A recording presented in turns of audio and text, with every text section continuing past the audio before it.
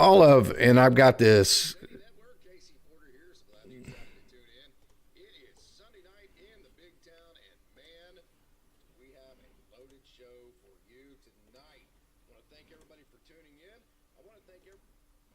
How did that go there again? I figured out what that is. I did that the second time, but I got that turned off, so we were good to go. Okay, so want to thank everybody for tuning in. It has been just an absolutely awesome off season that is coming to a close. I think pitchers and catchers report here in just a couple weeks. But anyways, loaded show, and we have a loaded week full of content here at Dodgers Dawgs as part of the Dodgers Daily Network. Alex Freedman, AAA voice, the director of broadcast communications for AAA Oklahoma City. He's going to join the show. He's actually going to join the show tonight for our Down on the Farm segment. Also going to catch up with Coach Barov and going to catch up with Coach Holt as well. All on this show, get their thoughts and go from there. So super excited about the show tonight. Super excited about everything that we have going on. And so thank you again for tuning in. So my topic tonight, before we get into some of our guests that we're going to talk to, the one thing that I wanted to get into was just what the front office has done. You know, just being diehard Dodgers fans, it's really cool just to see what the front office is doing for the fan base. This is a fan base that will pay the highest prices for everything. This is a fan base that is hungry to win. This is a fan base that will do whatever it takes to win and demands winning. And so the front office has really met all those demands and plus some. And so for me, you know, as a parent, I've been a teacher and a coach my entire adult life.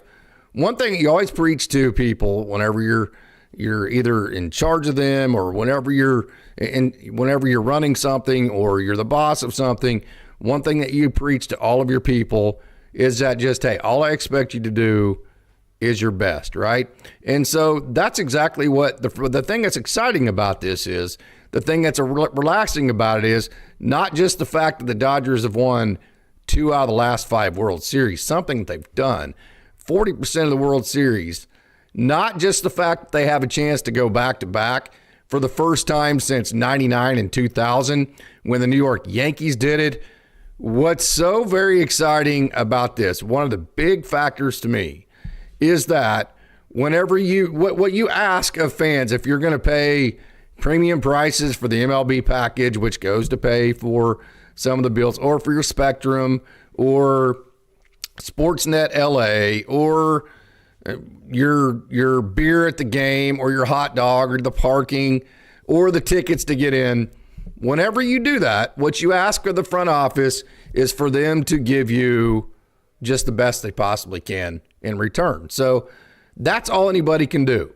So when I say I expect the front office of the Dodgers to put their best foot forward and do the absolute best that they can for us as fans, I think we can all be in agreement that they have absolutely done that with their acquisitions, with the position that they have put this organization in terms of just being able to win already 2 out of the last 5, and I think they're probably going to win 3 or 4 more as we go on. So what an exciting prospect to know that the front office is the Dodgers have the best roster in baseball. They won the World Series last year, and there is no sign of them stopping anytime soon. They have stayed totally aggressive, so I could not be more excited about that. So I wanted to get that thought out of the way before we get started on our guest tonight. The first guest we're going to bring in, you know very, very well, a diehard Dodgers fan.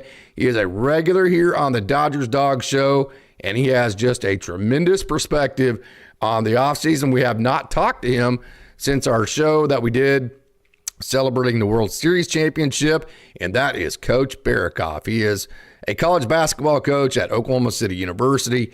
He is knee-deep in the middle of his season, so hasn't been able to get away a lot. I was able to actually talk him into coming into the show tonight for about 20 minutes, and so I'm super excited to bring in Coach Barov. We're going to do that right on the other side of our Dodgers dog emblem, so stay tuned for Coach Barov.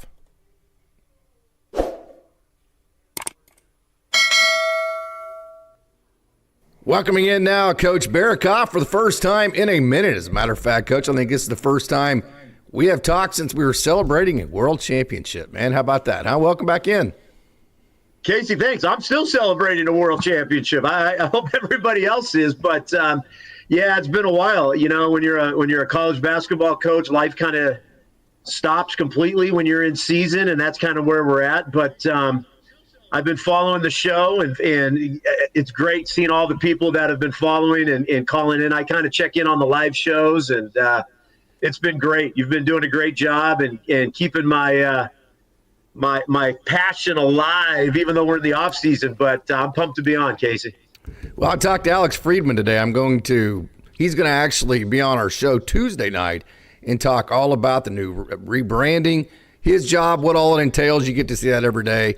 And then some of the players at AAA, he's going to break some of them down. So got to talk to him today. And what do you think about the rebranding with Oklahoma City? You know, I like it. I just had lunch with Alex maybe a week ago, and we probably spent 2 hours at a really good local spot, Lee's Sandwich Shop, right there by Oklahoma City University. We talked everything from A to Z, Casey. I like the rebranding. At first, I was kind of a little it was hit or miss for me, but I like it, and I understand it, and I think it looks good. I'm excited to go get my merchandise, and I'm excited to get back to work doing the pitch clock, and Alex is excited. So that's great to have Alex on. I think, and I think I'm biased, but I don't think there's anybody better out there in the business, and I'm excited to hear what he has to say to you. I think he's a wealth of knowledge. He's a great dude, and when you have the best dude in the business, how great is it for AAA baseball when you've got Alex? So that'll be exciting. Yeah. Okay. So you grew up in Orange County, correct? Yeah, like a block away, but Whittier, which is, yeah. So I would say Whittier is kind of Orange County, but yes. Okay, so diehard, you didn't become a fan. It just happened, and you never even knew it. It happened to you because you just grew up there, and just Dodgers were all that you knew, right? So I wanted to bring you in. I know you're very busy, and we're not going to keep you for the whole show, Coach, but I wanted to bring you in and just simply ask you a couple of questions. From a diehard fan that never had a choice whether they're going to be a Dodgers fan or not, it just happened because of where you grew up. What is the commitment the front office is making right now to being such a great organization? What does that mean to somebody like you? Yeah, Case, you hit it right there. I didn't have a choice. I was born a Dodger, and it's been cool. My mom has been sending pictures of us like in 1977 at the Dodgers at Dodger Stadium. So, listen, I love it. I love it. I love the hate that people are bringing. I love what the front office is doing. I listened to Dave Roberts, I think it was 2 days ago on Major League Baseball radio on the network radio show. And they asked him a question. They said, Dave, what do you feel about all the people hating on the Dodgers right now? And he said something that kind of the way I was feeling, but I don't want to ever say it. He said, what you're seeing is a lot of individual people out there wishing that their teams were making the moves that we're making. Sure. And you said good or bad for baseball, it's good for Dodger fans because our front office is making moves and we're not sitting still. We're not saying, hey, we are the world champions. We've got a great roster. Let's continue to build on this roster. And I love it. As a diehard, you want your team to make moves and to go for it. And sometimes these moves are going to pan out great. Sometimes they're not. But I like that they're going for it. They're not sitting on their hands and saying, well, we're the world champions. We got enough right now. No, they want to keep winning. Like, I could see us winning 3 out of the next 5, 4 out of the next 6 with this roster. And, it's baseball. Anything could happen. You might have some injuries. But this is great, Casey. Come on. As Dodger fans, dude, we are building something really cool. Yeah, of course, nothing is ever guaranteed in the game of baseball, certainly when it comes to health, and it's the most volatile and most unpredictable sport that was ever created. But this is about as airtight of a roster as you could possibly make it. Is this the most airtight roster that you can remember in your long time being a Dodgers fan? Other than you look at the 81 season where you knew everybody that was going to be in the starting lineup, and other than that was the strike year, but you knew who everybody was. Yes, this is incredible. I mean, I think I said something to somebody. I said to our SID, Nate Thompson, who's a diehard Royals fan, but he respects what the Dodgers are doing. I said, Nate, is this the best pitching staff on paper in the history of baseball? And I don't mean to be is it hyperbolic or crazy about. If this staff was to stay healthy, in which we know it's Major League Baseball, staffs don't stay healthy, but on paper, if this staff stayed healthy, this could be one of the best pitching staffs we will ever see right now at this time. And it's exciting. And Dave Roberts brought something up. 180 innings is the threshold. And they've got all these guys in the staff. I'm so excited. Is it spring training yet? Yeah, no kidding. And with all the moves, of course, last year you get Ohtani and Glasnow and Yamamoto, all those guys. But with all the moves in this offseason, what's got you the most excited? Seeing T.O. back. Yeah. I was, as a coach, I look at him and there's such a positive vibe with him, and you watch him in the clubhouse, and it's not a fake. You can see when guys aren't being real, and he's so real, and I think that was the move for me. I love that move. He's just so important to, I think, our Dodger fan base. People fell in love with him, and not having him around. I see that. You'll have to correct me on this. Major League Baseball put him in the top 10 of right fielders. Is that where he's going to be? He's going to be our right fielder this year. I don't care where he is, left, right. I'm just glad he's back. Corner outfielder, let's say that. There you go. Yeah. Yeah. Yeah, what'd you think about the Conforto signing? That was interesting. That one, hey, we predicted most of these. We knew the Dodgers were going to go after Devin Williams. We knew they were going to go after Tanner Scott. We knew they needed an ace-level pitcher as between Blake Snell and Corbin Burns and Max Fried. So we knew they were going to get one of those type of guys. Figured they would re-sign Teo, but Conforto and Roki Sasaki, I think people predicted that. But Michael Conforto kind of came out of nowhere to me. So did that catch you by surprise? What do you think about that move? Yeah, so first off, two things. One, let me touch back on something. Blake Snell, I've never liked Blake Snell. Yes. I don't like the dude at all, but you know what? I love the guy now. I love this guy. He's a Dodger now? Okay, so I'm all in on Blake Snell. But, yeah, Conforto was like one of those Dodger moves that you don't expect, that they've probably been – in the bubble, looking at all the analytics, and we always get frustrated with the Dodgers and the analytics. Dodgers don't make moves just to make moves. That was a strategic move that was made, and I don't know the reason why. I think we'll find out. But yes, I like the move. I don't know enough to talk about the move, but I love these secret moves that the Dodgers make that we don't know about, because those are the ones that always are like, the Dodgers are doing something, and if there's a reason for it, it's got to be special, because the Dodgers don't make moves just to make moves. Right. And that's how I felt. Right. And you've been well known throughout the last couple of years. Andy Pages is your boy, right? So I was kind of curious to get your thoughts on the Andy Pages deal with Michael Conforto and now Teo coming back and Tommy Edman maybe playing center field. Where does that leave Andy Pages for you, a guy that nobody's a bigger fan of Andy Pages than Coach Barov? Yeah, it's one of those deals where it's like, that's my guy, man. I love Pages. Yeah. And you know what I'm going to say? As a coach, let's go see him, what he's going to do in spring training. He's got to prove himself. I thought he was really good last year. I thought he had some really good moments. But when you're in the Dodgers organization, it's an everyday prove yourself type of organization. And I want to see him go into spring training with that mindset. And if he does that, he's going to make this roster. If he does that, he'll be with us at the big club and not in the AAA.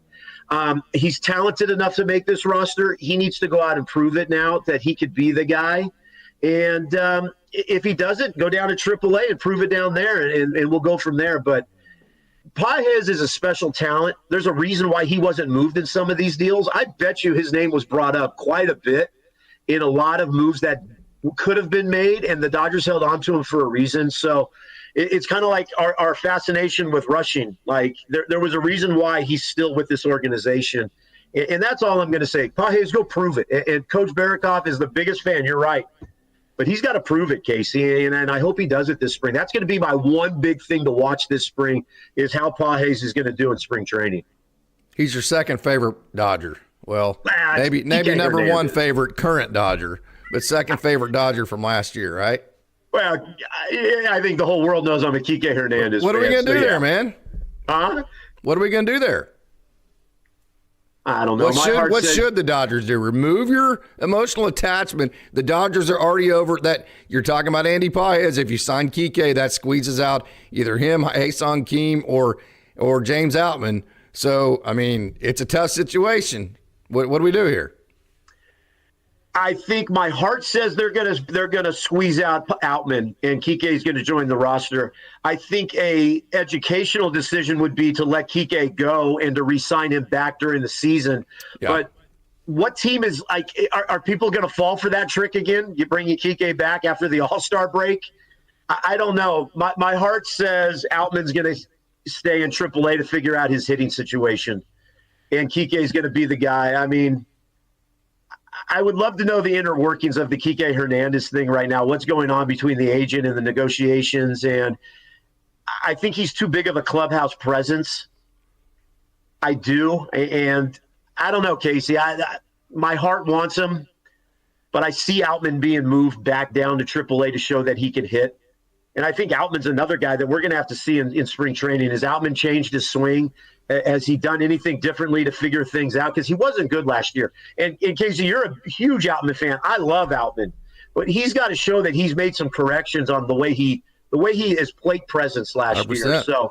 So I don't know what they do with Kike. I would hate to see him go to like the Brewers or some random team, and then we try to get him back after the All-Star break. I just don't want to roll the dice on that. Yeah. Hopefully it goes American League, because I think an American League team would be more likely to want to deal with the Dodgers because they don't have to deal with them, at least in the until the World Series. You know, I think we saw that a little bit with Devin Williams as far as I don't think the Brewers necessarily were super excited to send him to the Dodgers. So, yeah, very exciting. What is the one thing in your mind, just kind of looking at it? Of course, we said this is very airtight, and you'd have to really nitpick to find anything along these lines. But what is one part of this team that you would say, hey, if the Dodgers don't win even the NL West or certainly the World Series, what would it be, do you think, right now? I think it's a couple things. Can they handle the expectations? Because expectations were high last year, but it's going to be outrageous this year. I think it's going to be such a spotlight on the Dodgers. And two, Ohtani. Mm-hmm. And it's not Ohtani hitting. It's my fear of Ohtani pitching and something happens to him and injury-wise, and then you lose him as your DH. That's my biggest fear is we're so excited to see Ohtani listed in that six-man rotation. I just don't want Ohtani to what is it? Correct me if I'm wrong. Is it 2 Tommy Johns? Is that where he's at or close to it or something along those lines? Casey, I don't want to see him get injured, and then we lose him as a DH.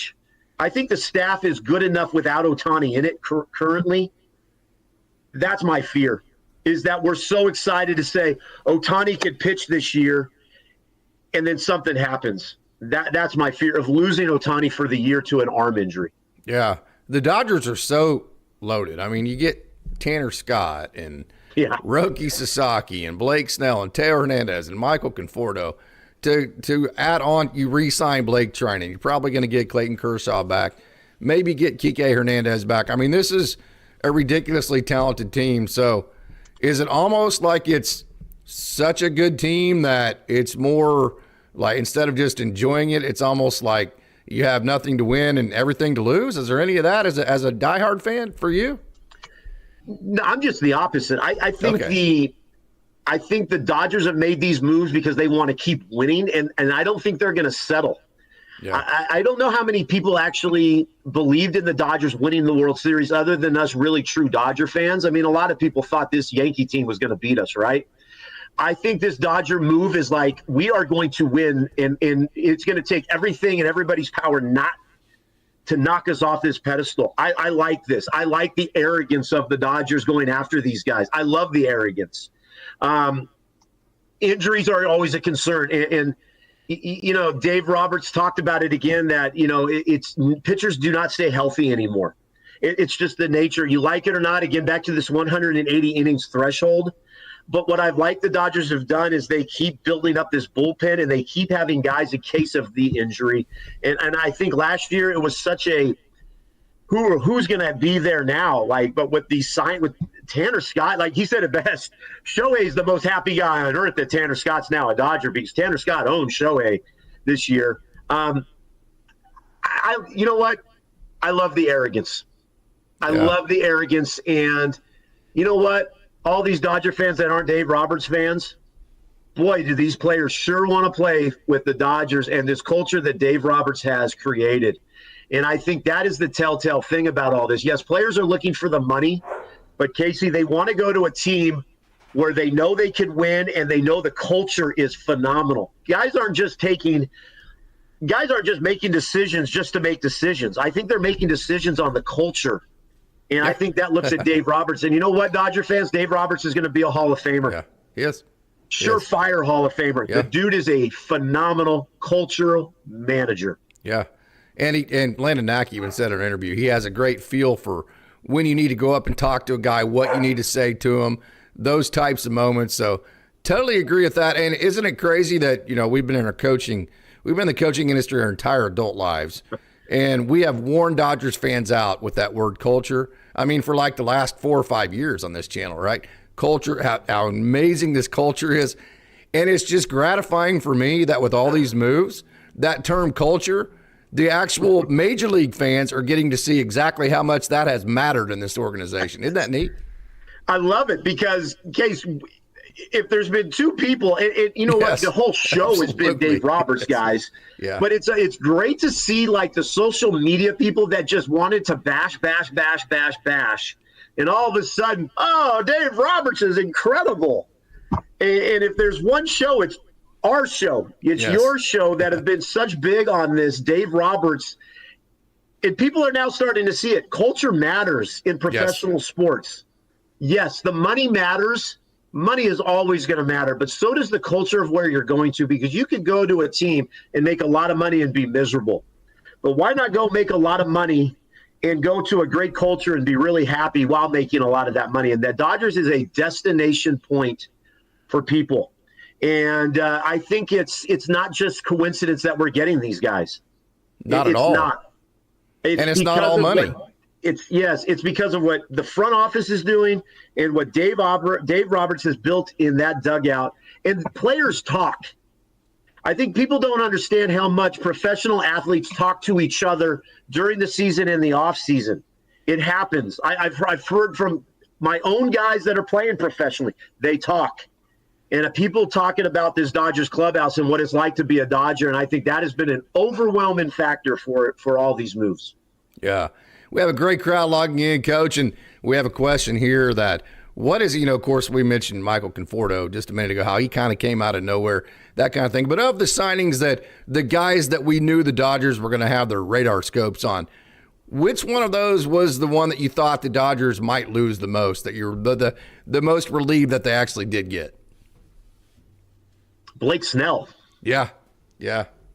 I don't know enough about Blake Snell, but what I did know is that I just didn't like him. Like there was something about him, and it was like, is he really wanting to be a Dodger? Like what like is he really going to say yes to the Dodgers? Like it just seemed like he was going to choose, I don't know, like go back to the Padres or be a Yankee or a Met. And then when the Dodgers got Snell, it was like, wow. Like that's a really crazy cool move that the Dodgers got this guy. Because when that guy is locked in, he's really doggone good. I mean, he is Cy Young capable. Swing and miss.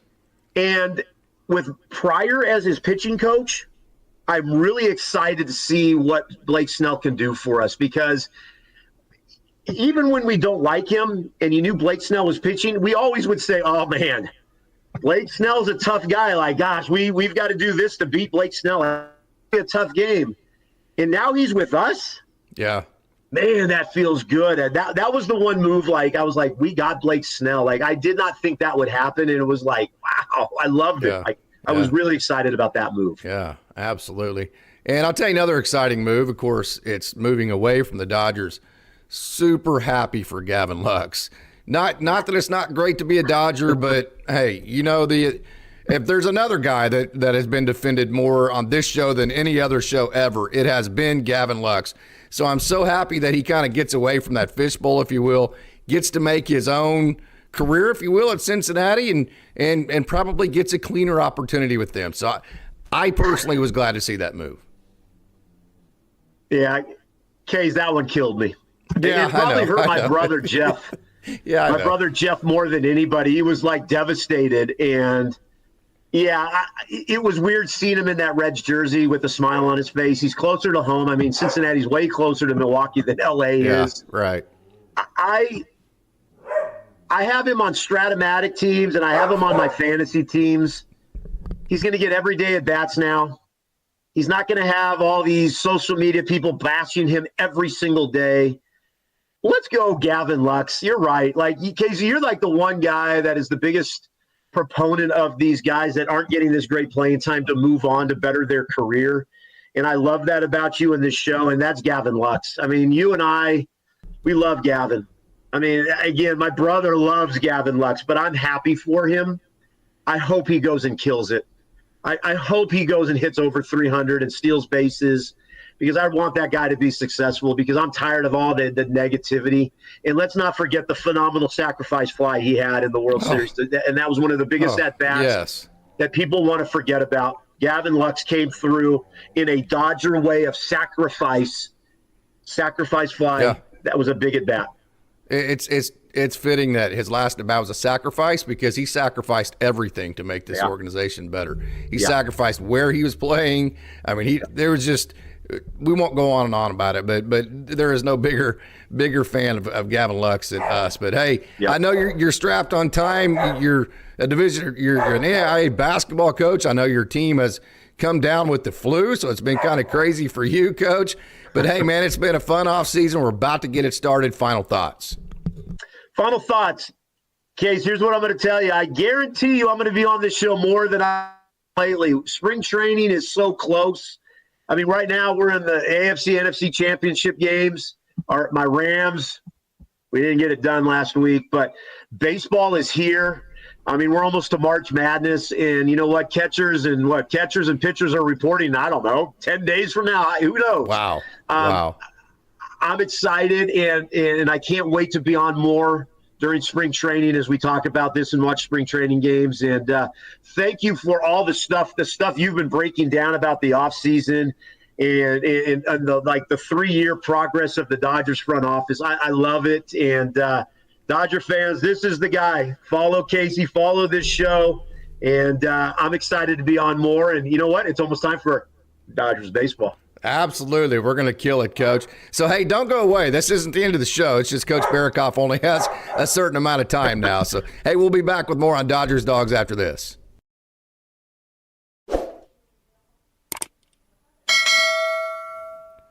So there you have it. There you have Coach Barikoff. I always love to have a chance to get to sit down and talk to him. He is an absolute, actually, let me cut this over. He is an absolute diehard Dodgers fan. Grew up in Los Angeles, so super cool to get to catch up with him.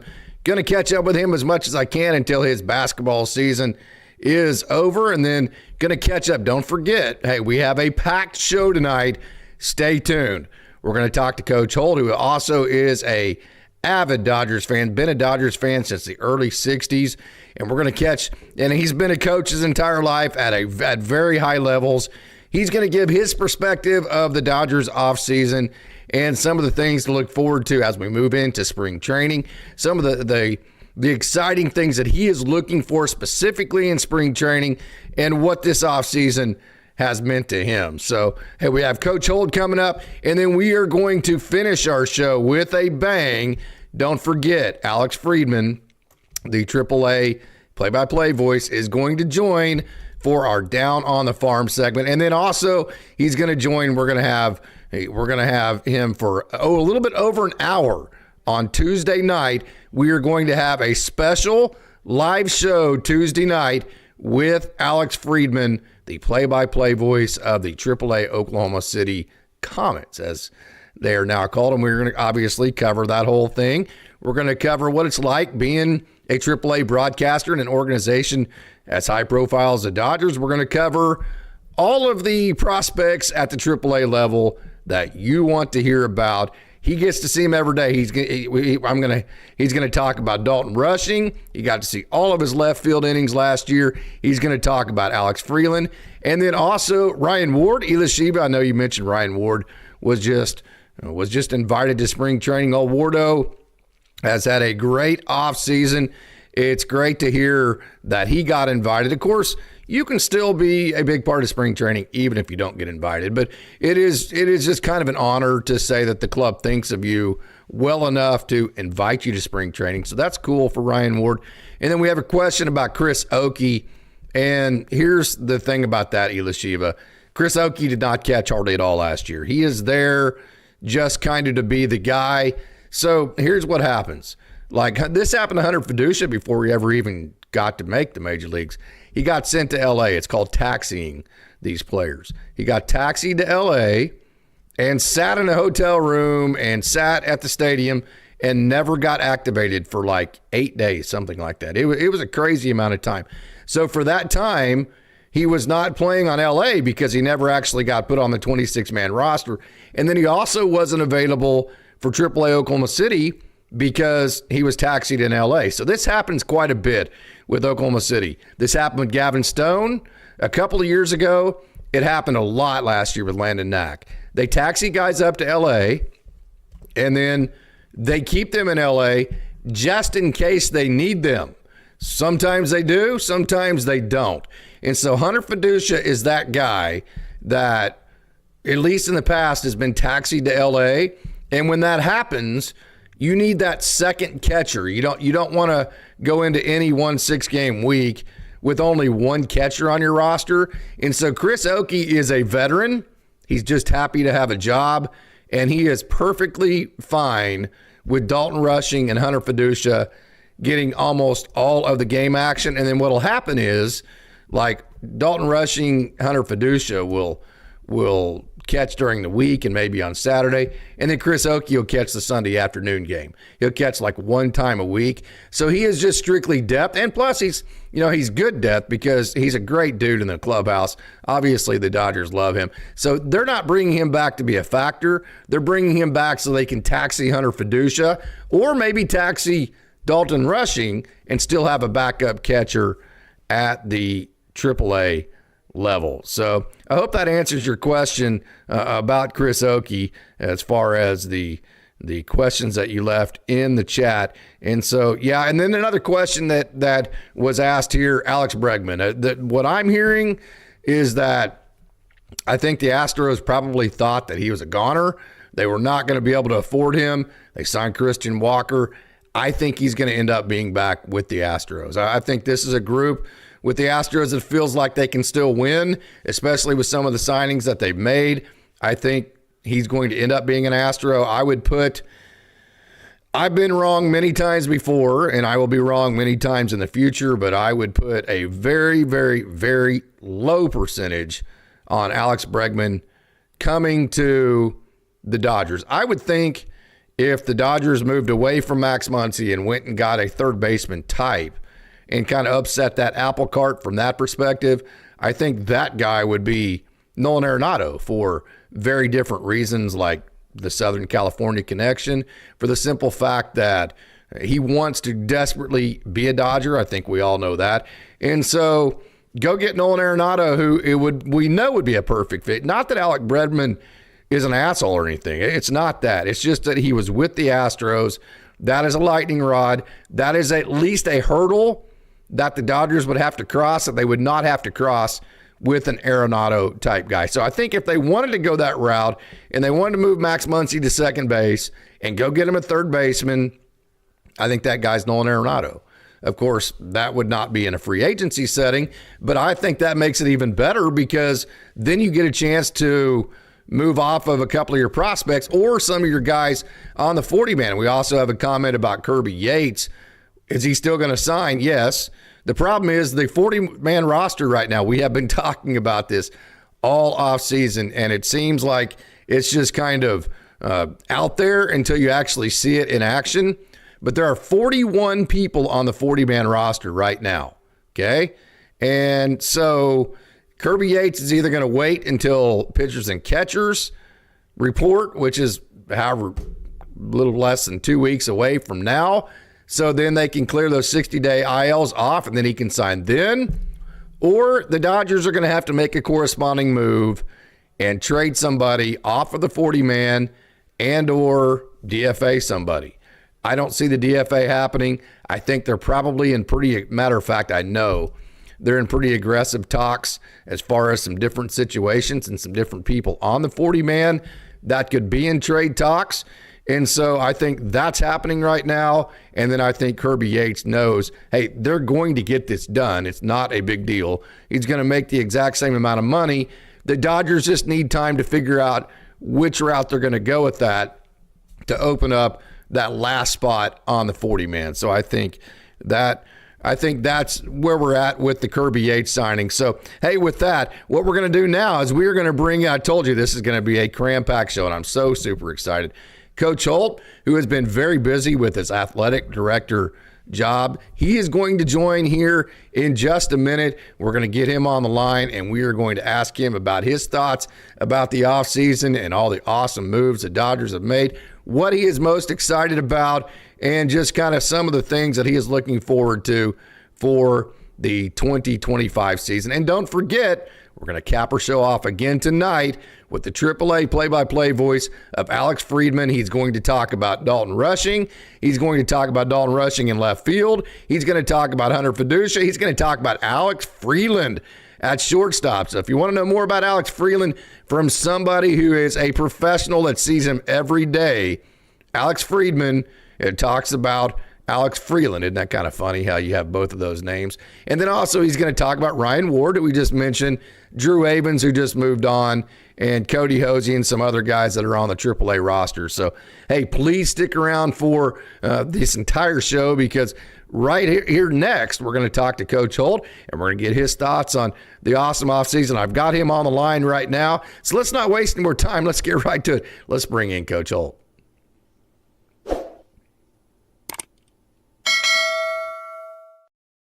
Bringing in Coach Holt back onto Dodgers Dawgs as part of the Dodgers Daily Network. And so, hey, yeah, oh, look at that. World Series champions 2024. Look at that, Coach. Hey, now, you are an athlete. You went back. Of course, you retired. Yes. So you go back. Now, I'm not going to say you have a career, but you go back and have jobs, right? Because that means you can quit at any time that you want. Absolutely. That's the difference between a career and a job. So you have a job right now as an athletic director in a high school. Now, you know what high school, let me show me that shirt again, Coach. Let me see it again. Okay. Right there. World Series champions 2024. You know what a high schooler would say about that, right, Coach? That shirt has drip. That's drippy, Coach. Yes. Shirt has drip. I'm not cool enough, but you are. You can say that. I got drip. That's a locker room shirt, man. I got me a long sleeve, short sleeve, you know, the whole deal. Fanatics, I always buy from them anyway. I don't know if that's one of your sponsors, but they're the one that did the shirt, so whatever. No, it's yeah, it is drip, man. It's fun. It's good to have and good to be back with you. I've kind of kept up with, as you mentioned, the AD job is basketball season in a small school in Oklahoma. It's crazy. Like Coach Barakoff, he's in the middle of his season. He's crazy busy and all that stuff. They had that and dealt with some family stuff. It's turned out good. So we're all kind of back somewhat normal and had our big tournament last night, Case. You know, the big Glencoe tournament, 3 straight days of 14 days of wall-to-wall basketball, and the AD's running everywhere to steal whatever. Sure. So I'm kind of glad to be relaxed today and be back with you and talk some baseball and start thinking about those warm days at Tulsa, Oklahoma City, and wherever the Dodgers are. Going to be exciting. And what's been of course, the Dodgers have knocked it out. It's been not a home run, but a grand slam. It's been a Freddie Freeman World Series Game 1 grand slam of an offseason, right? So what's been the most exciting part of it for you? Well, I mean, just in the overall picture is the fact that the Dodgers are still being aggressive. You know, we talked about last year that they weren't standing pat anything, and now they just won the World Series and you know, and they're not standing pat again. I'd say looking at the big picture, of course, you know, individually you got picking up the great players, Sasaki and all those guys, you know, that goes without saying. I'm glad we get those in the – I know you really coveted Tanner Scott last year. Tanner Scott, we got him. Yep. You know, so I knew when I saw that you'd be happy, because that's one we had talked about several times on the podcast. So individual players that the Dodgers have gotten, you know, I love it. You know, I mean, I'm like every other Dodger fan, and giddy, whatever you want to call it. And, but I love the fact the organization, and we've talked about this a bunch, and we'll continue to do that. They're not sitting back on anything. You know, and here's the part I love, Case. I'm old. I'm a lot older than you. And back in the 70s, I hated the Yankees because they beat the Dodgers and everything. I didn't necessarily, you know, whatever. That's what they did. They got, you know, Catfish Hunter, the Reggie Jacksons, Ricky Henderson. Like, they bought, because they had the money, they went and bought all these guys. Steinbrenner was, you know, was getting it done and winning, firing Billy Martin every other week and then hiring him back and all that stuff. You know, a lot of people had that disdain for the Yankees back in the day. And I'm seeing that just kind of around on social media. I don't really care. I know the Dodgers don't either. I know you don't. But you start seeing more and more they're getting towards the Dodgers. People are starting to hate the Chiefs because they're good too. It's okay. Right. They can go 3-peat. You know, Andy Reid, I love the guy. You know, you got to love the way he's a great coach, a great guy. But you start to see disdain for them. I hope they get beat. I'm getting tired of the Dodgers. Got a little bit of that just after one time though. But the exciting part is that the organization, and I remember your conversation with Billy Gasparino last year. They didn't know how this was going to work out. They knew what they felt and what they thought to make these big decisions. But they wasn't at times, like he told you, they weren't real sure at times. So, So these guys couldn't be. Nobody could be. Hey, what about the cojones on our front office to go out and do everything in their power, what they think needs to be done to make this team better? And I love it. And because, Case, me and you, not on air, but years ago, about 3 years ago, I'm the one bitching the most about we do nothing. Yeah, you know, right. The Dodgers sitting here got all the money in the world. We do nothing. And I didn't want to go back there. Now they're just doing, and I love what Jack Flaherty said. They're just doing what other teams don't have the guts to do. He's right. He nailed it with a one sentence. He did. Get off the Dodgers. They're just doing what everybody else doesn't have the guts, balls to do. He didn't say that. Yeah. I'll say it. Yeah, sure. And I know you've said that. Absolutely. You know, the front office, these guys are amazing. Ththese guys are amazing. Not on the field do we have a great product, but oh my God, Case. Yeah. I mean, big time. Like I said, anytime you got Magic involved, that guy's nothing but winning. This guy's nothing about but winning. So, you know, he's not the only one. I just throw him out there because of his athletic history. Yeah. But these cats are big time. Mm-hmm. Our office, you know, Billy, I mean, all those guys, Freedman, all these guys, general manager on down. You know, I'll shut up. I'll quit talking. But I love what they're doing. And whoever doesn't like it, that's just too damn bad. Too damn bad for them too. Yeah. Absolutely, no doubt about that. But okay, you've been a Dodgers fan for how long, Coach? 60 about 50, 60 years. Let's call it 60 years. I was pretty young. So for 60 years, the Dodgers have been known as having one of the best farm systems in all of baseball, right? Developing their farm system, having some of the best players come up, and then also using them. A lot of those teams in the 80s, and we saw even the 2020 World Series, heavily influenced by the farm system. So is there any part of you as a longtime Dodgers fan that's a little bit disappointed that the only guy from the farm system left is Will Smith in terms of a position player? Is there any of that for you? I don't think so, because I think it's the world we live in now, Case. We're seeing it all the way even down to high school with some transfer stuff like that. I know I'm digging down there, but I think it's the world we live in. Me and you being Oklahoma State fans, and not only just Oklahoma State, every college in the country is into the NIL world. I just think it's the world we live in. To answer your question, you know, I loved it when you see these guys. I know you do because you work there right there with them. And then a lot of things you do with these minor leaguers as you see them grow up, and we've had this discussion several times, how proud you are like a father because you've seen these guys out in the heat at Oklahoma City, you know, 4 o'clock in the afternoon taking ground ball, whatever. You know, you've seen the work they put in to get there. It hurts a little bit because we've talked about that. But, you know, you go back to the same old thing. Back in the day, the Yankees, you know, they didn't want anybody coming out of their farm system. And they were probably using some, I assume, using some of those guys as some trade bait or whatever Steinbrenner was doing back in the days. So there's some give and take there. I don't know that we've talked about this before. I don't know that you can do what the Dodgers are doing and keep those guys. Yeah. It's impossible. As much as you'd like to keep them, and they're going to go to other organizations and be all-stars, you go, God damn, you know, I wish we'd had that guy. But that's good for them. And I know you feel like the proud pop you are. You're happy for them. But it hurts a little bit. But I just think that's the way it is anymore. You know, you don't have guys playing with teams for 20 years anymore. You know, there's not that, you know, Garvey, Say, Lopes, Russell coming up through the, you know, with Tommy, you know, Lasorda as their manager in the minor leagues, all the way up to big leagues and winning world titles. That crap just doesn't happen anymore. I hate it. You know, is a baseball purist like you are, even though you're younger than me. I know you feel the same way. I hate that part of it. That you're not going to see it anymore. But I'm not mad at the Dodgers because that's just kind of the way it is, and they're taking it to another level. And these other cats, you know, are going to try to have to pick it up a little bit. They don't have the capital to do it, but whatever. So you played in the state finals as a basketball coach. You played in the state finals as a 6A baseball coach at the highest level. You've coached professionals. You've coached Division I players.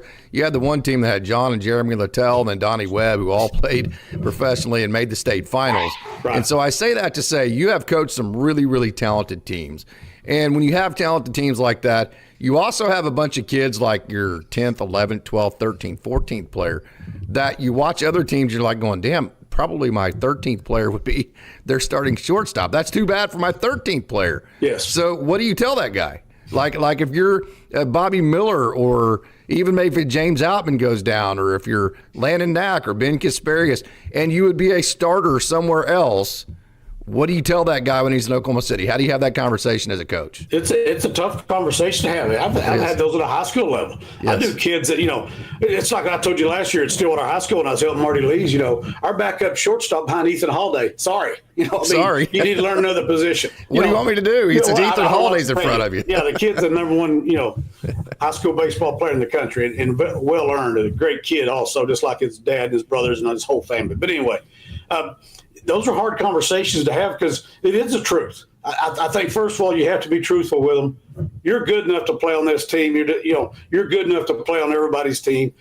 Get your opportunity. You have to tell them the same thing.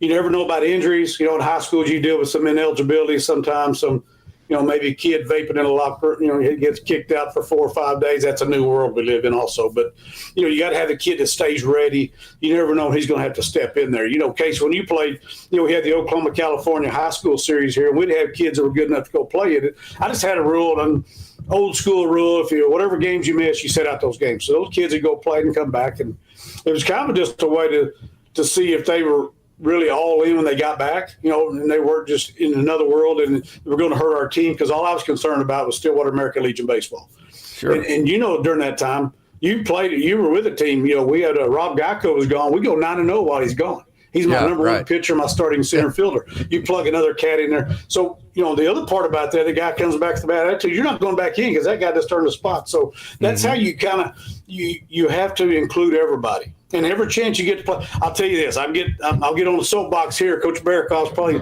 maybe even seen this on a college level. I'm watching a lot of tournament games out here.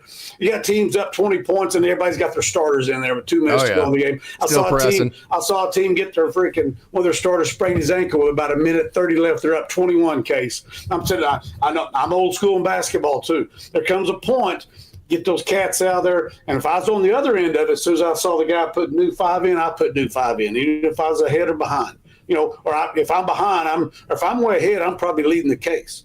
But the point is, those guys have to feel some value. And you can tell Bobby Miller, hey, dude, stick with it. If it's not here, it'll be – in their case, they can say, if it's not here, it'll be somewhere else. Yeah. You take care of you. Like I said, it's the world we live in now. You do everything you can to make yourself better. If it doesn't happen here, the organization will help you. I really believe they will. I know it's all about, well, you got to do what's best for the Dodgers. I get that. But I really believe at some point, this kid needs to play. He's got some value. I hate saying that part. It's like we're dealing with cattle and hogs here, about the value of them. If they have value, I can trade them now for value. Of course, I hated seeing our boy Lux go. I love that kid. I'm going to continue to love him even though he's with somebody else. So he was a big fan of yours too, Coach. Yeah, an awesome dude, man. That's one of my favorites. But anyway, best of luck to him where he's at now. So that's all good. But that's part of the business too. That's what we're talking about. Gavin has some value right now.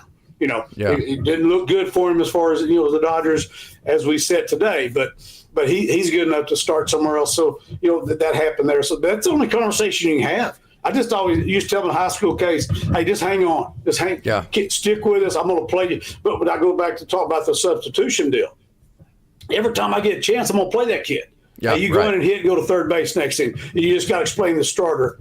I mean, if he has a question, the guy's earned that spot. He's out here every day you are. He's taking ground balls just right beside you every day. He's doing everything. He gets that opportunity. Kids earn that. And that's a high school American Legion level. I get it. But those guys deal with the same thing there. And you're right.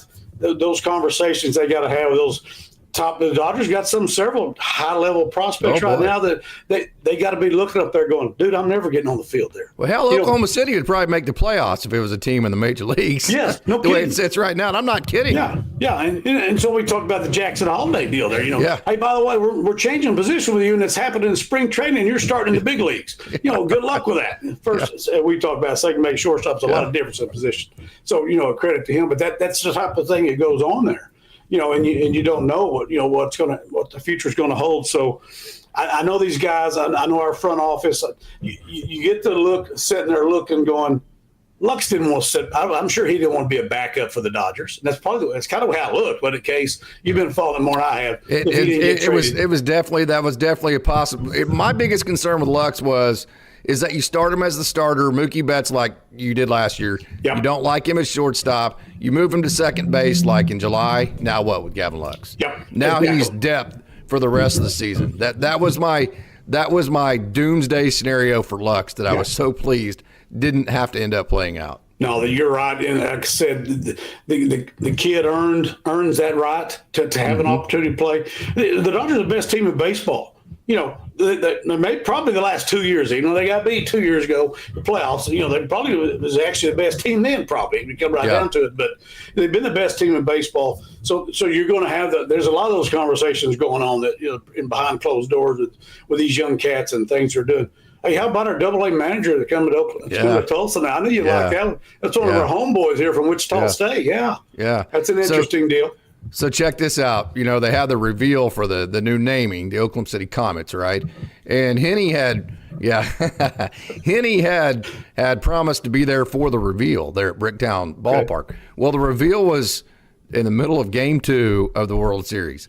Henny was at Game 1, and Henny is such a stand-up dude that he held his word, and he flew back from Game 1 to be in Oklahoma City to be at that reveal. That's how awesome of a dude Henny is, right? Yeah, I'm glad Henny's close to we're right in between Stewart and Tulsa anyway. I mean, Oklahoma City and Tulsa anyway. But, yeah, he's that stand-up guy.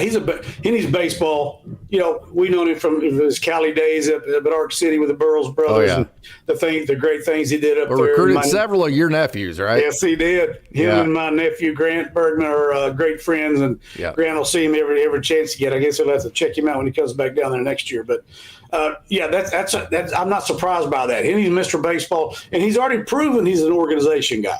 But that goes from the old school, even though Henny's not an old, but that's the old school. He's with the organization. He does everything they ask him to do, and he's getting rewarded going up to the AAA level now, and he feels the need to do what he said he's going to do. So I'm not surprised by anything Henny does in regards to the Dodgers and the game of baseball. Yeah. We have a great crowd logged in here on Dodgers Dawgs as part of the Dodgers Daily Network. Sunday night in the big town, Coach. So having a hell of a lot of fun here catching back up with Coach Holt. Hey, some of the most, uptight moments you might spend as a head coach are coaching the teams that everybody expects to win. Yep. That sometimes your best teams are your most nerve-wracking because you feel like, you have everything to lose and nothing to gain right now. Yep. Of course, this Dodgers team is so talented, but is there any of that you worry about with Dave Roberts this year? I don't think this year, after what we've seen him go through. Yes, I know personal level, you feel the same way. The most nervous I ever was with my best teams. Because I felt like we need to win. You don't want to let them down. I'm not going to let them down. I don't want to be the guy to screw them up. I feel like we're going to win every game, even though it's not possible in baseball. Whatever. But anyway, so that's the way you coach. That's the way you play. But, I don't know. It's just a dicey deal right there. But, you just try to do the best you can there, but it's hard. I don't see Dave because of what he's gone through. Again, I'll go back 2 years ago, dude. The whole starting rotation. Get out of here. Last year, for the most part, too. Last year, they won the World Series without a starting rotation. Yes, so there you go. Yes, those bullpen games in the freaking World Series. Down to the Padres on the road. Get the hell out of here. Yeah, nobody wants to do that. When we talk about it, they had to do that. It's the only option they had. And again, I walked into, you'll love this case. I had this shirt on, walked into Walmart up here the other day. There's a guy standing with a Padres cap on his shirt. He goes, "Oh man, I can't believe." I turned around and I said, "I'm gonna tell you, those are the two best teams in baseball, and they play." He goes, I felt the same way. He said, "Congratulations." I said, you guys got a hell of a team. But I really felt that way then. I still do. At that time. What a first round foe you had. You're down on the freaking road to those guys. Yeah, man. Dave's not going. I don't see that at all. I don't see that. He's lived it as a player. What he's gone through as far as the last 2 years, the stuff they've had to deal with. They had the best team in baseball, but he's dealing with crap every day. Injuries. All the stuff that was going on, and to arms, to Mookie. I mean, you just look up everything. People are hurt, and you just you try to work it in right there. We didn't even know that, Freddie had something else, besides a bad ankle. Right. The cat's out there getting it done, and one of the biggest home runs in the World Series history, if not the biggest, one of the damn biggest right there. So, I think Roberts has already proved, if he hadn't already, like I told you, Case, he should have been manager here 2 years ago. That's my personal opinion, even though they got beat in the first round. But, he's proven. And again, me and you've had some problems in the past. What are we doing? But no doubt. We'll say it again when we have a problem. That doesn't mean we think he's a terrible manager. That's baseball. That's baseball. You played for me. I'm sure days you go, what the hell is Coach Holt doing? And your dad the same way. But you look at the big picture. That's what I always used to tell you. And you probably didn't know what the hell you were doing at that point. I guarantee you I didn't know. I promise you I didn't know. I was looking for help. I asked Smalley, what the hell do we do here? But anyway. Coach, what the hell are you doing? Hell if I know. I don't know. It's kind of like, hey, I'm lost, but I'm making good time. I'm hauling ass. I don't know where I'm going, but I'm making good time.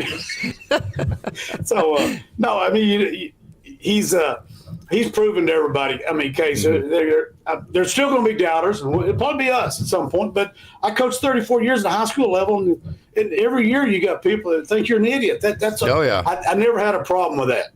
As long as they didn't make it personal. This. You're the same way.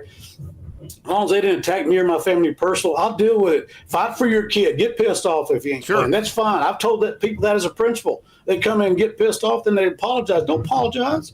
That's your kid. You fight for him. We'll work it out somewhere or another. I may not make you happy, but we'll come to an agreement somehow. That explains our temper tantrums about the Dodgers every now and then, right? It's all the same. Hey, you'll love this. I'm the AD over there, and I told some people last night, I said, 34 years in education. The other day, I'm ready to punch somebody over a freaking can opener. Think about it. Right. I'm opening up cheese and chili for the concession stand, and it won't work. I got to she can open. I'm ready to fight. I said, that's the stupidest thing I've ever heard. I heard a comedian the other night say he's fine when big things happen bad. He's real calm. I feel the same way. He said, it's the little shit. And that's me. My wife will tell you the same thing. I get mad if a pencil's not sharp or something. I throw a temper tantrum. So, it's stupid, but I guess there's a lot of guys like me. The big stuff we handle real well, but you get mad when your phone charger isn't working. Lose 5 games in a row, and it's like, okay, guys, we're going to be mature about this. We're going to handle it properly.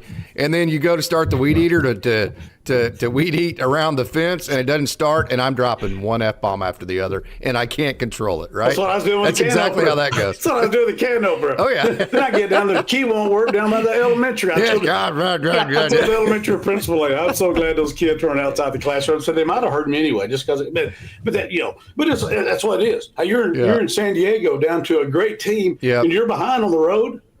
I mean, dude, he handled that real damn well, and so did the players. Yeah. The players. Well, Billy Gasparino even said, well, we weren't all quite sure exactly where this was headed, right? Sure. Yeah. How could you be? And it's like when the Dodgers got the time off, they handled that differently this year. They did. I think I forget which one told you, Will or Max or somebody, they were we saw that. So I think it was Max Muncy relayed the story. They went to the ballpark every day and hung out, played cards, hit, ate. Mini golf. They were stayed together every day at Dodger Stadium, getting work in, but just hanging and making it. And you could just tell, man. That's always, I told you in 2011, that's what Matt Holliday said, number one thing, they played for each other. The Cardinals did that year. Come out of the wild card, won it all. Looked like the Rangers had them beat. Probably should have had them beat. If you got no double defense, Nelly Cruz, you're supposed to catch a damn ball. But anyway, but he said they played, and it's what you can see, they played for each other. It was like the team you played on 1989. we could have had a different MVP every tournament case, and you would have been one of them there. From district, zone, state tournament, we had 3 different MVPs. I could have named you 6 or 7, including you, that could have been MVPs. That's how that works. Yeah, even a 1989 case, it's still on the American Legion level. It still works that way. Yeah, we some things never change. We get too caught up in the other crap, and everything else, and he gets right down to it and everything. And I hope Coach Bearcock's listening. I know he's pumped. He's in the middle of the season. Yeah. I know. And I'm if he sees this, I wish him the best of luck. I still want to get out and see a game, and now I may have a little time to do that. I may holler at you the road trip down to watch OCU play. Oh, yeah. Yeah, I've already went to watch it once. I know you have. So, yeah, fantastic. Hey, Coach, just the energy. It's great to see your face again. I know you've been dealing with your beautiful 99-year-old mother, correct? Yes. Got her moved into a facility that's good for her. So it's things amazing. are great around the Holt family. So this isn't the end of the show, but Coach Holt only has a limited amount of time here as we move on here on Dodgers Dawgs as part of the Dodgers Daily Network on Sunday night in the big town. But for this part of the show, Coach, you got any final thoughts? Yes, Case. I'll reiterate what you said. Mom's doing great. Thanks for asking. I know you love her. You spend a lot of time with her. She's doing great. We got her to a great place. Her mind's great. Her body. She's just she's 99. So there's things that go along with that. But I just came from seeing her before I got on the ice. I got to go. She's still tougher than hell, though. Yeah, she is. Yeah, let alone 110-pounder. I still wouldn't try her. She's still that. But it's great to be back. We feel better about where she's at there. And I got my basketball tournament. I feel a lot more relaxed today. My wife's probably going to like me a little bit better than she has for the last week or so because I was a big bear to live with. But it's great to be back with you and our Dodger Dogs fans. All you guys that are out there that can hear this, I love you guys. I love our Dodgers, and especially love Casey Porter and your family. I understand your dad a little under the weather. I missed him at the basketball tournament. Just tell him I'm thinking about him and missed him. I love him too, and it's great to be back with you. I'll try to get on every chance I get. I thought I knew every cuss word in the book, but I learned a few new ones over the Christmas break when we had to take him into the hospital. So that was a hell of a good time right there. Rick Evans. Rick Evans, the baseball coach from Coach, one of our best friends who unfortunately got sick and passed away. But Grumpy. Called him Grumpy. Well, you should have seen him. God rest his soul. They called him Grumpy. Soul. Yes. He was awesome. He's a great baseball guy. Still doesn't change the fact they called him Grumpy. Yeah, that's true. But what I was going to tell you, when he got sick, when he got sick, it was affecting his mind. And me and Ron saw him at Tulsa, the hospital in Tulsa. Yes, those nurses heard every word known to man. Rick he thought he was in the dugout again in 1962 in southeastern Oklahoma at Southeastern University, and letting it fly. Those nurses were, oh my God, me and Ron So yes, I know how you feel with Terry. All right, Coach, great to see you. I sure love Terry Porter and your family. Tell them all I said hi. Coach, great to see you. Yeah, great to see your face. I love you, Coach. Love you too. Later on. All right, stay tuned. More Dodgers Dogs on the other side.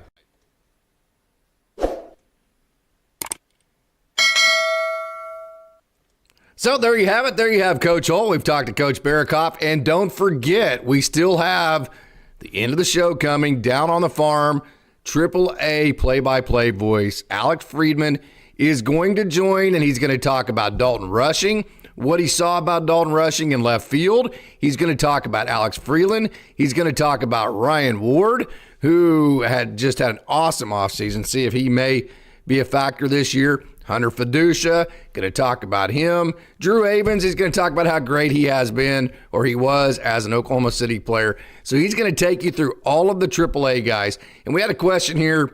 I don't know this for a fact, but I think the guys who have been lifetime Dodgers who have spent at least 10 years or more, Jackie Robinson, Duke Snyder, Pee Wee Reese, Don Sutton, and Clayton Kershaw. So I think those are the guys who have been with the Dodgers their whole career and have played at least 10 years. So, hey, what a great crowd we have. And again, it's very important that you understand the kind of the logistics of the way it works at the AAA level, especially with the Dodgers. When you're a broadcaster like Alex Freedman and you want to be overly prepared for every game. We talked to Steven Nelson. He talked about how he prepares for games. Now imagine doing that for a roster that's changing every day, sometimes by the minute, for both teams, right? And so you do this preparation at 3 o'clock, and then at 6 o'clock, you have to learn about 6 new players, right? That's Alex Freedman's life. But having said that, nobody gets to see the guys at the AAA level more than Alex Freedman does. He is just super honest. He is super unbiased. He's seen anything and everything that there is to offer at the AAA level. So he has just a great perspective of what he has seen from these guys. So I hope you're excited to hear about Dalton Rushing. I hope you're excited to hear about Alex Freeland, Cody Hosey, Ryan Ward, Drew Avens, Hunter Fiducia, and Ben Kasparius, Landon Knack, all the young arms. He's going to talk about all of them. So I'm super excited to bring that. And then also he's going to join again on Tuesday. On Tuesday, we're going to go through kind of what his job is. We're going to go through the whole situation of how the Oklahoma City club moved away from the 89ers, moved away from the Red Hawks, eventually became the affiliates of the Dodgers, and then eventually became the Comets. We're going to take you through that entire situation Tuesday. But as of right now, we're going to get to the AAA play-by-play voice, Alex Freedman. We're not going to ask him questions while he's on during this part of the show. We're just going to let him do his thing. Him and I are going to talk with each other because I don't want to do that back and forth part of the live show. He's kind enough to come on and talk to us about these guys. So we're just going to cut right to it. It's just going to be him and I, and we're going to talk all about this. So, hey, I hope this is my favorite part of the show, the Down the Farm. So I hope you stick with it, and I hope you watch. I'm super excited. So without that, hey, we got Alex Freedman online. Let's bring him in.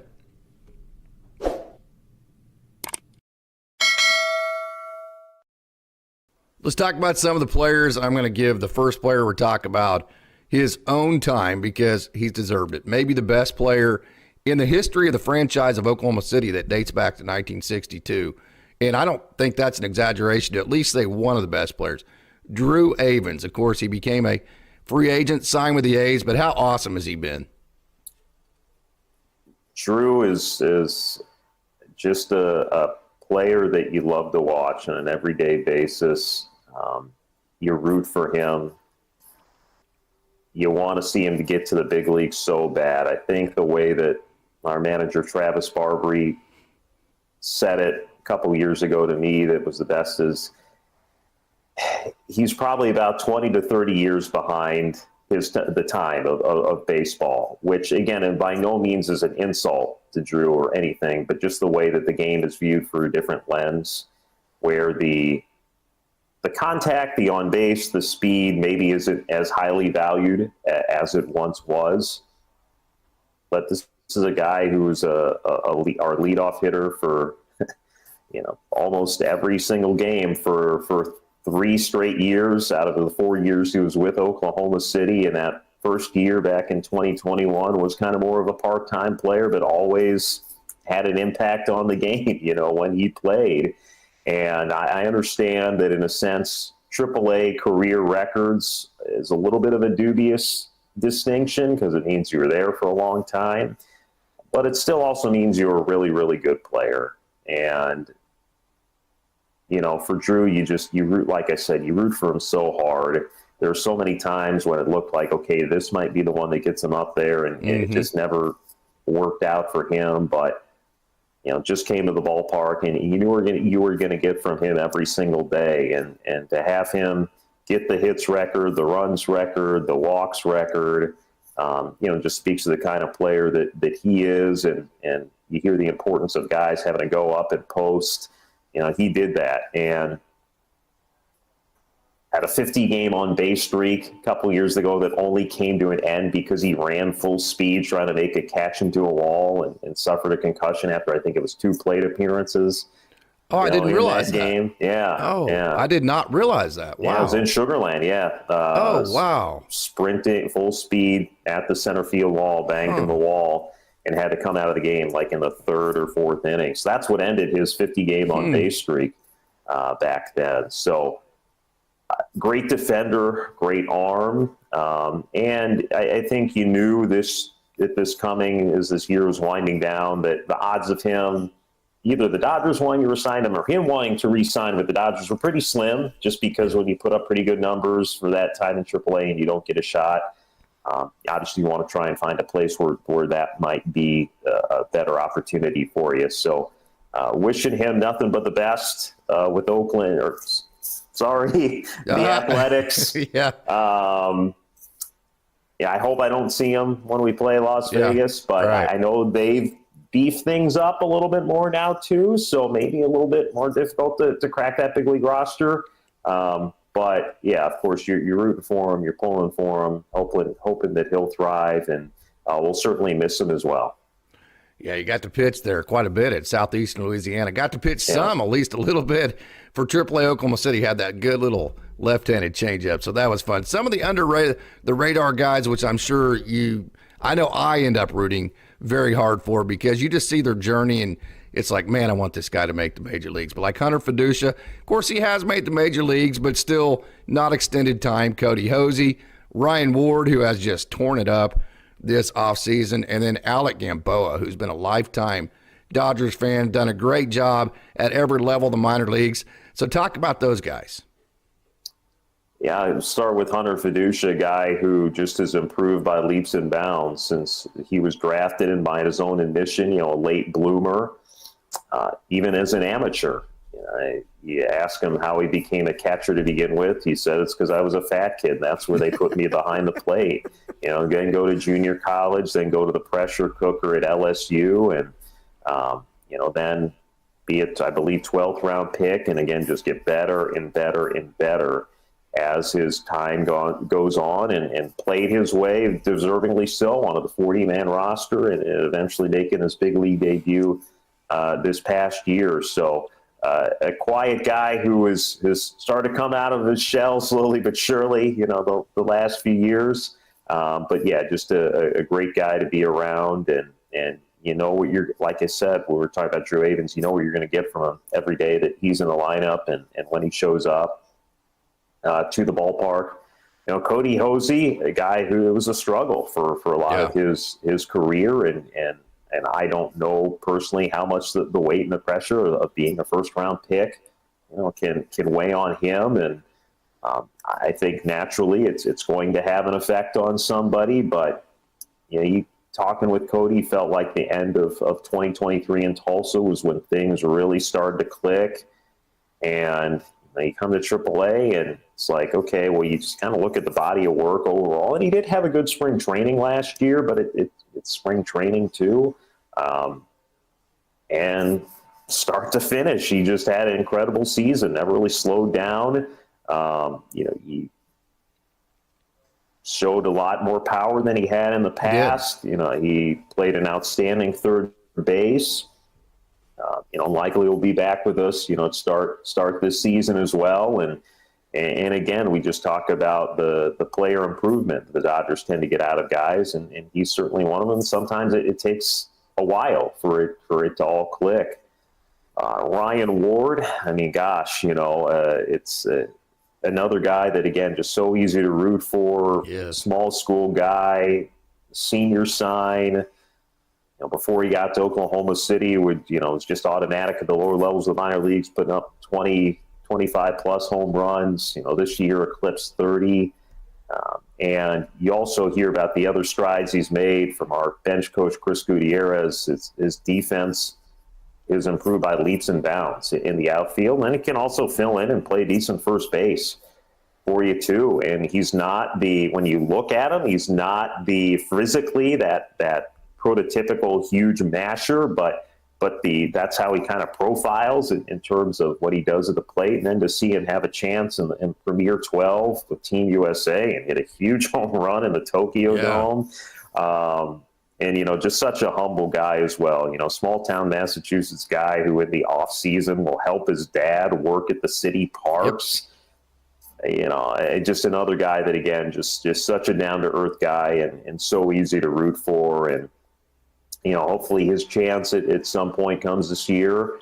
Alec Gamboa, man, where would this team have been last year without Alec Gamboa? Filling in as a starter and doing extremely well. And, by his own admission, I don't have the best stuff. That's like, hey, at least when I know I'm starting and I have multiple innings, I know I have time to figure it out.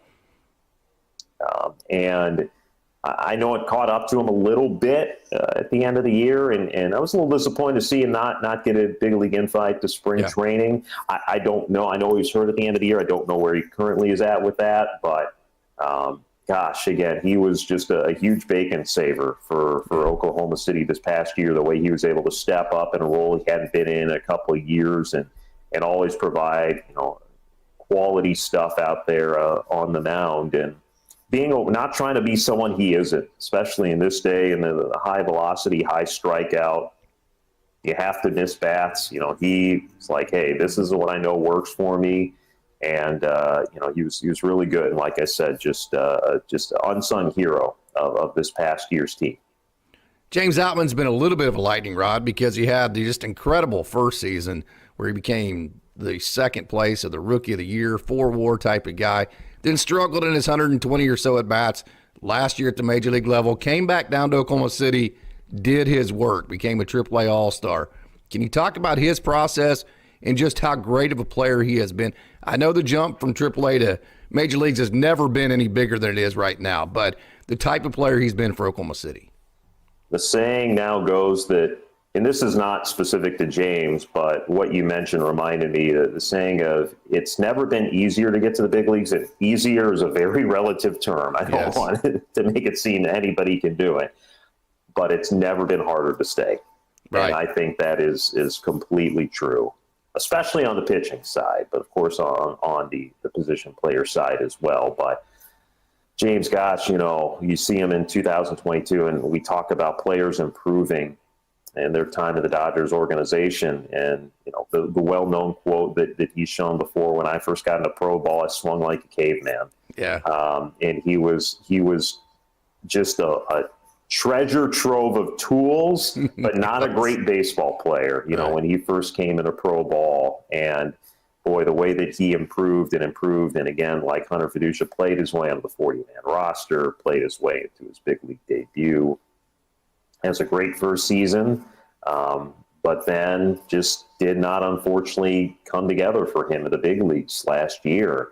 And, when you're the Dodgers and you're competing for World Series, it's not like it is for a rebuilding team where that leash is going to be a little bit longer, that they need people who are going to consistently produce for them on an everyday basis. To James's credit, though, never once pouted. I remember when he got sent down, we had Chris Woodward with us, who had been a special assistant the last couple of years, former Rangers manager, now is going to be the Dodgers first base coach, and talking to him, and he's like, James Outman came down here with his mission right away to be, how am I going to become a better big league ball player? Yeah. Never any pouting, whining, went out there and was trying to improve. And there's so many stuff that even with access to the team, I don't see every day. And the average person certainly does not see every day, and how much time these guys put in to getting their bodies right, to working in the cage, working behind the scenes, reviewing video, different analytics stuff. The care factor is always through the roof. And the tools, of course, for James, they're all still there. I'm not smart enough to tell you what he needs to do to become a more consistent big leaguer, where it went wrong necessarily this past season. And I know his name now is being bandied about quite a bit in potential trades. Sure. But again, this is a guy whose tools are again, they're all very high. Mm-hmm. And the character is all very high as well. And it's a guy that, again, you root for, you'd like to bet on as well. And hopefully that, figure some things out this offseason and can get back to the guy that we saw in the big leagues in 2023. Learned how to bunt last year, too. Laid down some sweet bunts, didn't he? Yeah, absolutely. Teams would still shift him as much as they could, and third baseman would play back. And on multiple occasions, he put down a bunt. He's an outstanding runner. Yeah. So as long as he's able to get it down, he's more likely, than not gonna be able to beat it out. And the defense is still incredible. I mean, last game of the year, teams they're not going to go to the playoffs. We're in Salt Lake. It's the final game of that ballpark. They've got over 14,000 people there. 2-run game, I believe. Guy hits a ball to right center. I mean, lays out, makes an absolute tremendous catch. And I don't want to call it a meaningless game, but a lower stakes game. And that just shows you what you need to know about James Outman. Yeah. And then two of the more highly rated prospects, Dalton Rushing and Alex Freeland. I know they're very exciting. You got to see all of the left field innings for Dalton Rushing. But what did you think about those two? Pretty exciting with the buzz around them, right? Yeah, especially for Alex. In a sense, you kind of wish the season kept going because he was really starting to figure it out there in the last couple of weeks. And it got off to a rough start for him at AAA, which, hey, he's not the first one that's happened to. He certainly is not going to be the last one. Walker Buehler. Yeah, but again, such high tools there. The switch hitting ability, the defense, the arm. I mean, he made a Derek Jeter-like play in a game in Round Rock where it was close late, the hole at shortstop. Another good kid, young kid. He was draft eligible sophomore when he got drafted just a couple years ago. We didn't really get to see the speed as much. He has stolen base ability, and I don't know if it was just because he was still feeling things out, or maybe he wasn't just getting on base a ton at first with us. But we didn't get to see that side of him. But again, got to see a lot of different tools from Alex, and looking forward to what he's going to have, with us this year, which more than likely than not, of course, he'll be with us to start the year. And then Dalton Rushing, of course, we all know about the hitting. And I remember he comes up. We still have Hunter Fiducia and Diego Cartaya on the roster. Yeah. And I asked Travis, I'm like, how is this going to work? He's like, well, he's only playing left field.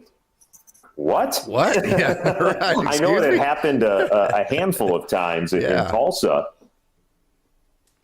And he goes out there and you're thinking, oh, I'll see. He was you would have never known from the start, when him being out there in left field. Of course, the arm of the catcher, it's going to play well out there, but it's a guy who's, I think, more athletic than you might think overall. And he, again, I'm not a scout. I'm not an expert by any means, but he looked the part out there in left field, when he went out there. And then things changed. It's like, hey, we need him to start catching a little bit again, too. And I couldn't tell that he hadn't caught in 3 weeks or anything like that. Of course, I'm sure there were little things that happened that were naturally going to happen in a situation like that. But and of course, the reason you show up to watch Dalton is what he does in the batter's box, and again, just a lot of potential there. The patience, high on base guy, high power guy. Big time competitor out there as well, wants to win every single pitch, every single at bat, which is so funny because as soon as he steps out of those white lines, he's like the sweetest kid ever. So, he's again, we'll see what the future has in store for him. It'll be interesting to see what that playing time is like if he ends up in Oklahoma City positional wise, what the Dodgers ultimately want to do. And you figure if, Will Smith and Austin Barnes, there are no injuries there, that both Hunter Fiducia, Dalton Rushing, and Chris Oakey, who they recently brought back, or will all be with Oklahoma City, barring any other moves or injuries or anything like that. So that'll certainly be interesting to see, what they want to do with Rushing. And I know he's played a little first base in the past as well. Hasn't been playing any first base with us last year. So we'll see. That'll definitely be a fun thing to watch. Fiducia had the gig last year. He would catch on Saturdays, not on Sundays, and he had the off day on Mondays. That was a sweet gig, wasn't it? Yeah, absolutely. Walker Buehler, we got to see him quite a bit. Was there anything that he did in the World Course? He got the last 3 outs. We got to see him in Oklahoma City struggle like crazy. I mean, and it was visible to him. He was pissed every time that he pitched in Oklahoma City because he wasn't happy with the way it was going. So you see this in front of 3,000 people or 4,000, 5,000 people in a AAA facility on a Sunday afternoon, right? Then you see him get the last 3 outs of the World Series and be a totally different pitcher. Anything surprise you there? I'll go back to a quote that Jamie Wright shared with me. Jamie, longtime big league pitcher, was our pitching coach 2021, now is roving pitching instructor. And he said, the amount of time you're out with injury, it's going to take at least that amount of time to get back to where you were. Oh, nice. Walker was out 1.5 years. And he did come a little bit. Again, we saw him for 2 innings with us, September 2023, retired all 6 batters he faced, but physically just didn't respond well to it. And I think we just saw that this was going to be a process. And, you've heard all. Walker knows who he is. He's very self-aware. He has said, I sucked. Not only are you getting, obviously, your stuff back, but the different mechanics. And there are so many things that you or I or the average person can't see, but they know that it's just so close to being fixed, and he's brought up in his interviews and, okay, how did it all come together for you in the postseason? So there's just a little thing where we were finally getting the back leg synced with everything else that the way it needed to work. And a guy who, by his own admission, says when the lights are brighter, it helps him. And, it's hard for us maybe to understand that, okay, well, why can't you perform well in it, like you said, on a Wednesday night in Oklahoma City when there's 2,000 people in the stands, but when you've pitched in the World Series and you get that natural adrenaline, it is different. It is different. And the guys are, of course, the results might have been there, but gosh, those guys are still trying their butts off. They want to figure it out worse than anybody else. So, yeah, like you said, there were times where we saw flashes of it as rehab with Oklahoma City. But again, it was just also knowing that this was someone who was out for a year and a half after undergoing his second Tommy John surgery of his career. And nobody was, again, I just would always emphasize on the broadcast, no one wants to figure this out more than Walker Buehler.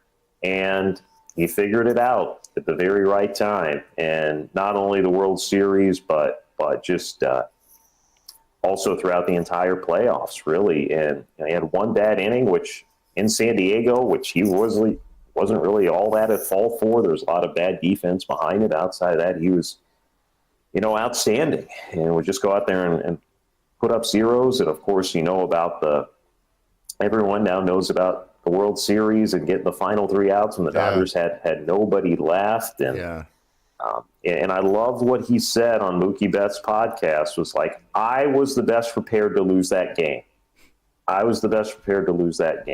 Of course, he didn't want to. Sure. But he's I knew that I was the best to handle it because I hadn't been very good all year. And it would have been easy to point at me and not anybody else. And I think that says a lot about, of who he is. And another guy, you wish him the best in Boston, and hopefully he'll get back to, some of the all-star seasons.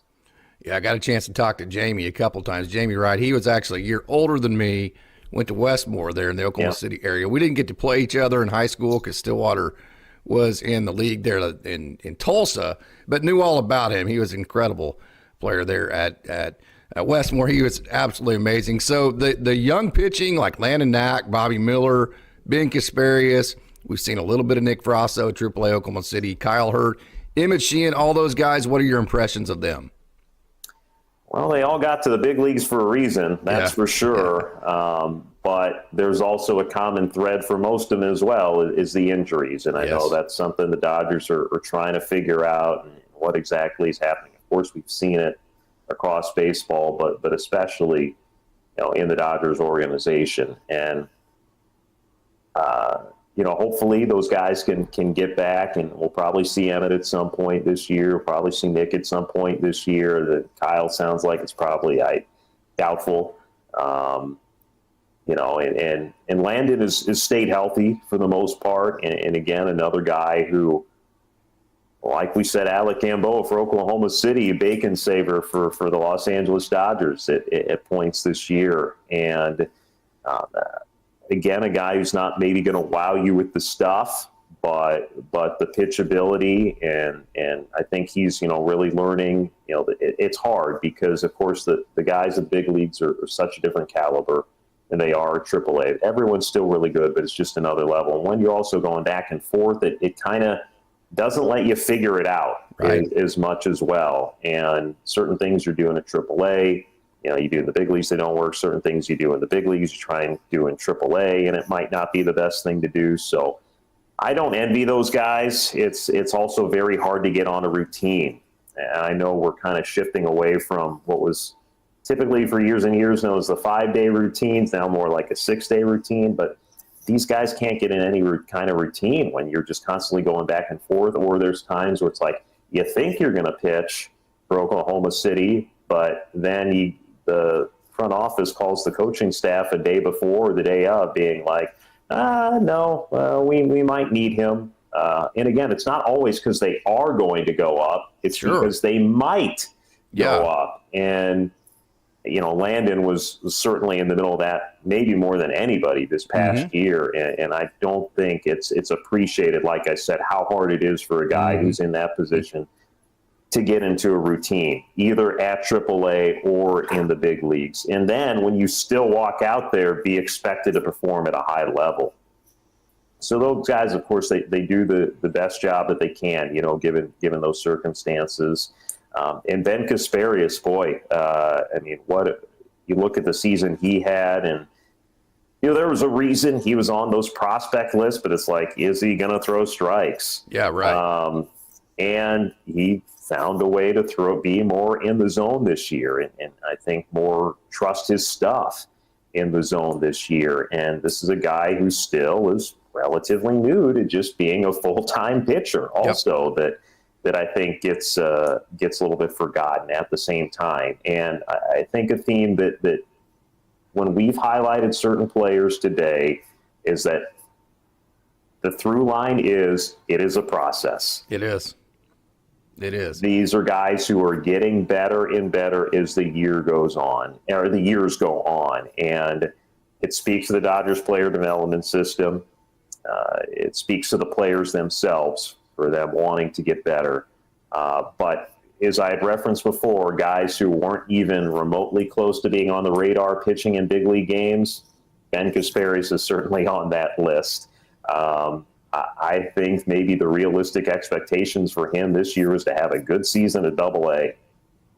And he only spent about a month there, and then with us was great more often than not. Had his bumps with us at times, which is going to happen to anybody. But the thing that really stood out for me about Ben was he had a start in El Paso, couldn't make it out of the first inning. Next time out, Rose, if it was 6 innings for sure, it might have been 1 run or it was scoreless. So that showed me a lot about Ben Kasparius and his ability to put stuff behind. And the next thing you know, he's somehow starting a World Series game, which is pretty incredible for him and all that, and doing a good job. And I think I usually on social media during the games, these are non-Dodgers people are like, this guy's stuff is really good. Absolutely.